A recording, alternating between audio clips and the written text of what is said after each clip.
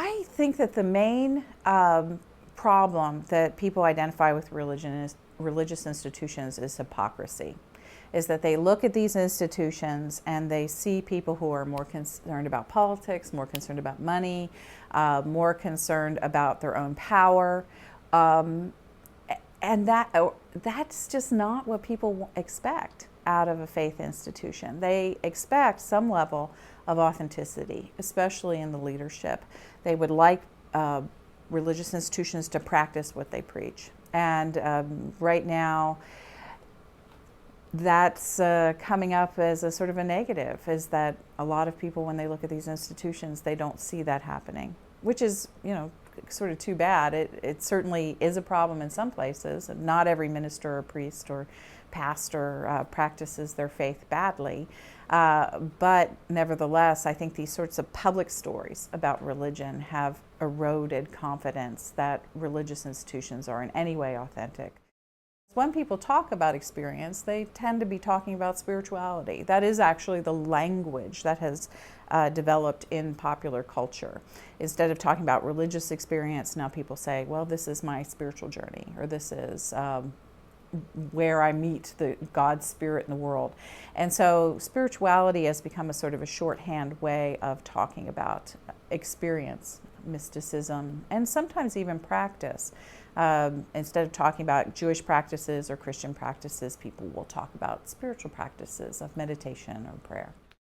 There would be people in the unaffiliated category who just don't really want to have anything to do with any kind of set of practices that would be related to God or theism or mysticism. But an awful lot of people who are in the unaffiliated categories, people who are spiritual but not religious, or people who consider themselves maybe to be spiritual and religious, are engaging in spiritual practices. And those run the gamut from pilgrimage to contemplative prayer to meditation to people who are engaging in forms of holy or spiritual reading. And so folks are interested in practices that reshape our characters, and practices that connect us more fully with God, but they tend to be doing them sometimes in a congregation of faith, but more often in alternative locations. I study churches, and I can testify that there are raw acts of individualism that happen in America's churches all the time. Anybody who's ever been to a church board meeting where there's an argument over something like singing hymns or what cookies are going to be baked for the coffee hour knows that sooner or later somebody in the congregation is going to raise their hand and say, I'm not going to put up with this, and if you don't do it my way, I'm going to take all my money and I'm going to leave. And so that's not community. And all the time things happen in churches that are not communal at all. People sit isolated in their pews. There are quarrels over not whether you should shake someone's hands at the peace. People don't want to take a common cup. So there's a lot of individualism in American churches. And on the other hand, one of the things that I think is not often noticed is there's a lot of community around spirituality. It's like, where do you learn to do yoga? You can't do yoga by yourself. You have to actually go to a class. You have to meet a teacher. You have to be in community. And you're learning yoga in context of a long tradition of yoga practice. So yoga is sometimes picked up as being the ultimate sort of individualistic form of this unaffiliated sort of worldview, but yet yoga is a communal thing. And there are other practices as well that people who are spiritual but not religious engage that are communal. So I think that it's just wrong to say spirituality is individualism and religion is communal, because in North America we have this thing called individualism, and it runs everywhere. And on the other hand, we also have very strong communities of teachers and learners, communities of people who are trying to gather together and do good. And some people call those things religious, and some people call those things spiritual. So I think that it's a really kind of a misidentification. In a sense, the unaffiliated have become the new competitor category. for religious institutions. And people feel okay about that. Once upon a time, if you didn't go to church on Sunday morning, well, your neighbors looked at you askance. I can tell you that here in my neighborhood, when we go out on Sunday morning, we're one of the few cars that pull out of the driveways on Sunday morning. Nobody looks at you funny if you don't go to church on Sunday. So I think that religious leaders do look at this as a very threatening thing. That doesn't mean that they should be threatened by it, even though they are, because I think that people who are leaving church, or people who call themselves spiritual but not religious, are raising really significant questions about faith, about community life, and about the future of religion that religious leaders should pay more attention to. What if in the 21st century the conversation needs to be between Protestants and Catholics and Jews and Muslims and Hindus and Buddhists and people who have left a religion behind, including atheists and agnostics and the spiritual but not religious? And so I think that this group of people who have left church are challenging the rest of people in the United States to a new kind of ecumenical sort of vision for what it means to be people who can have a passion for the common good, but not necessarily all believe in the same God or even a God at all. I do think that emergent church is, in a sense, a response to this. In some of the more traditional churches, there are other kinds of responses that are going on as well, and that is opening the congregations up to alternative forms of worship, usually mystical or contemplative services that have less doctrinal component and more components of mystery and music and light. So you could go to for example, I know of a wonderful congregation in Denver, St. John's Episcopal Cathedral. It's this massive neo-Gothic cathedral. It looks like the National Cathedral in Washington, D.C. And they have a full plate of traditional services on Sunday morning. But then on Sunday night, they have a service called the Wilderness. And you walk into this beautiful old building, and the lights are low, and there's candles. And the Wilderness service is you don't recite the creed, you don't have a sermon. Instead, it's all music and pictures that are projected onto the tracery of the cathedral.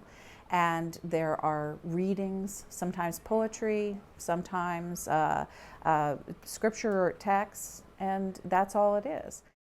The whole question of singular belief and truth is very much in the philosophical or theological background of the question of the growth of the unaffiliated.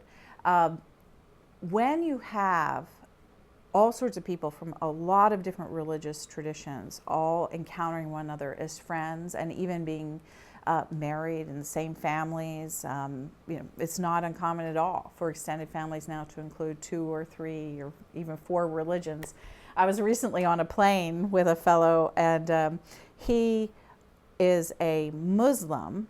And when he said he was a Muslim, the first thing he said to me is, he said, but I'm really kind of a spiritual but not religious Muslim.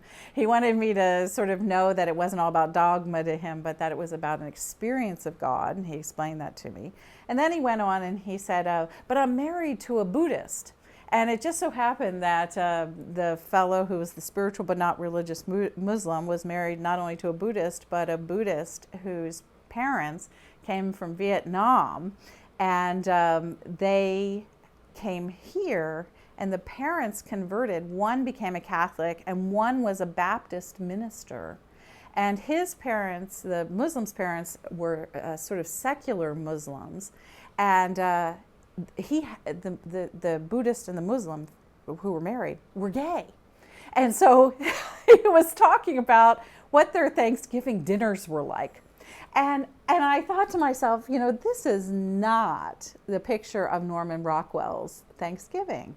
But yet here's this man. He was incredibly intelligent. He was actually a scientist in California. And he was explaining his family's faith to me. And how can a family like that sit down and emphasize, one group having truth over another, if they are still going to all love each other. What they have to do in order to actually get along is they have to be willing to take the idea that they alone are right and put that in perspective with their relationships with one another and with their larger practices of Thanksgiving, of caring for each other, of caring for the commons, of openness or whatever. And so, his conversation and explaining his family was an interesting example of how this shift has really contributed to a shift away from religious institutions. Because,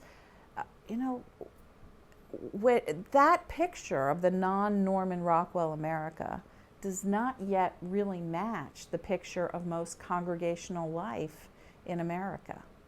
And so the question before congregations and the question before traditional religious authorities is, how in the world do you account for that family? And that's what traditional or conventional religion has not yet figured out how to do it. And so people are kind of constructing community elsewhere in order to be able to have a meaningful Thanksgiving dinner with their Buddhist, Muslim, Baptist, and Catholic relatives. And that's just America today. And people can be afraid of that, or they can embrace it and realize that the kind of vision of religious freedom that some of the founders had for the North American colonies has come to an incredible sort of glorious fulfillment in the 21st century. Why can't that be something to celebrate instead of something to fear? I think that one of the biggest theological questions of the 21st century is going to be the question of theism.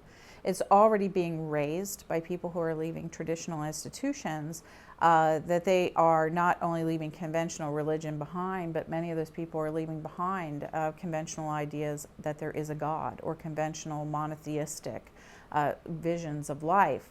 And so their question is, how can you create a community that does have a lively sense of spirituality without a traditional God figure?